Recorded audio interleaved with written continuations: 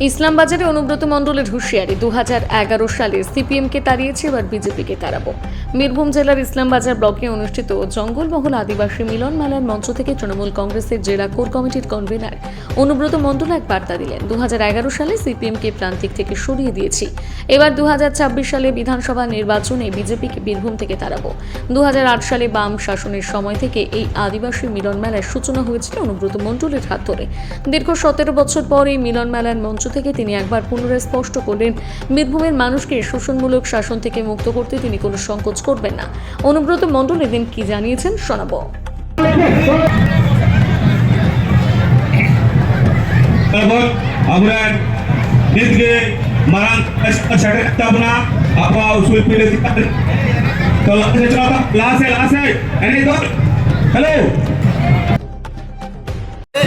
নমস্কার। এই জঙ্গলমহলে আমি 8 সালে এসেছিলাম। সেই দিন এই জঙ্গলমহলে এই মেলা উদ্বোধন করতে এসে আমি, তরু, দুলাল, আরো অনেকজন ছিল। অনেক হুমকি দেওয়া হয়েছিল, অনেক ভয় দেখানো হয়েছিল, কিন্তু ভয়কে আমরা মানি না, আমরা কেন করি না। আমার সঙ্গে চন্দনা সিনহা, এখন আমাদের যিনি মন্ত্রী বা এমএলএ, তিনিও আমার সঙ্গে ছিলেন।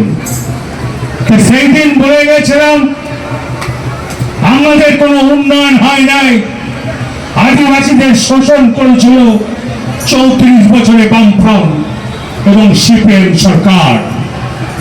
আমি বলেছিলাম 11 সালে আনলে মমতা ব্যানার্জি আসার পর আদিবাসীদের মুখে হাসি ফুটবে, সুন্দর আদিবাসীরা চলতে শিখবে, নোংরামি শিখবে না।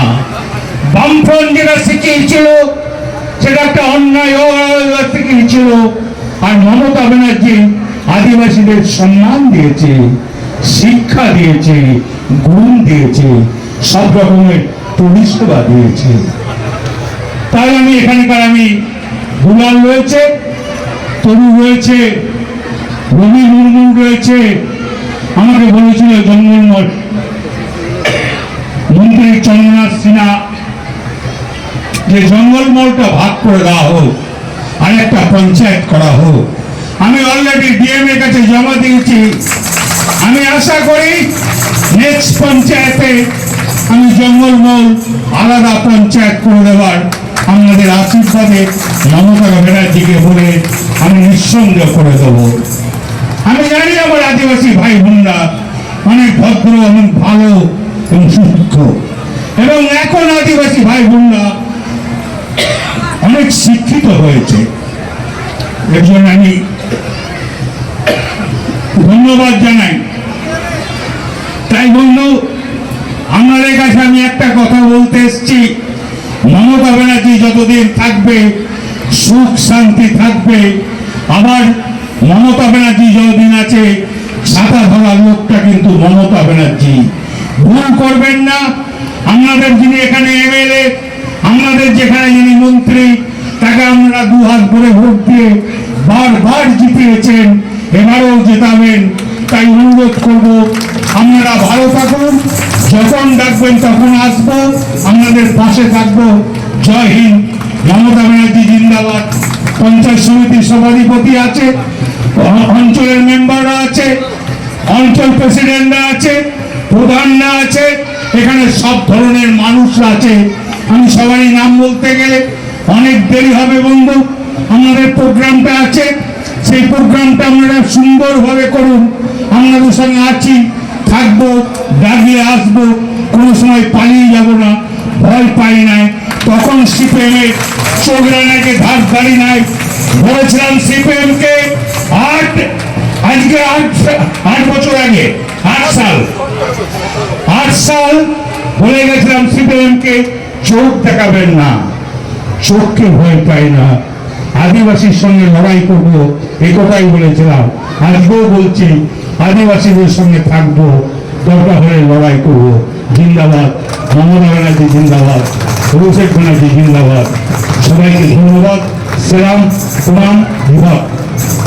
2008 সাল থেকে 2025 17টা বছর আপনি এলেন। দেখুন, আমার বক্তব্য হচ্ছে 2008 সালে এসেছিলাম আমি, চান্দু এসেছিলাম, মন্ত্রী এসেছিল, বিকাশ দাও ছিল, এরা সবাই ছিল এখানে ব্লকের, টুটু থেকে দুলাল থেকে আরো এখানে সবাই ছিল। কেষ্টদাও মারা গেছে, কেষ্টদাও ছিল। তো সিপিএম এর সঙ্গে চ্যালেঞ্জ করেই এসেছিলাম। তো এইখানে মেলা তৈরি করেছে, আজ কন্টিনিউ এত বছর ধরে মেলা চলছে। এবারে রবি আমাকে রিকোয়েস্ট করলো, যেমন তরু বা দুলাল এরাও বললো, মন্ত্রীও বললো, তো এখানে এলাম, খুব ভালো লাগলো।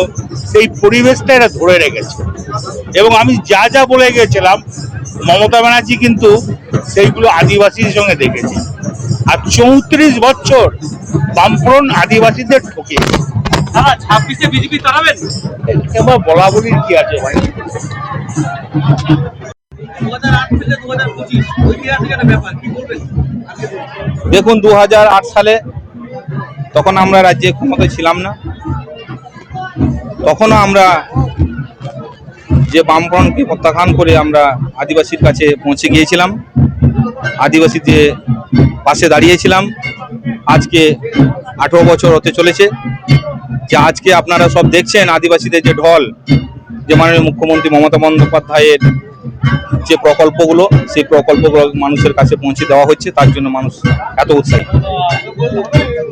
অনুব্রত মণ্ডল হলেন, তিনি অনেক ইতিহাস সামনে নিয়ে এলেন, কি বলবেন?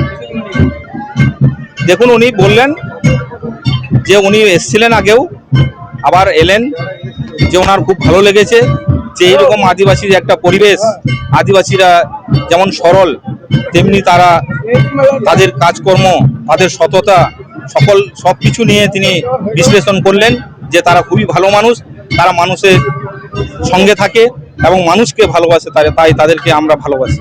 এবারে মিলন মেলা কত চলছে, কি কি অ্যারেঞ্জমেন্ট হয়েছে মেলাতে? মিলন মেলা গত 3 দিন ধরে চলছে,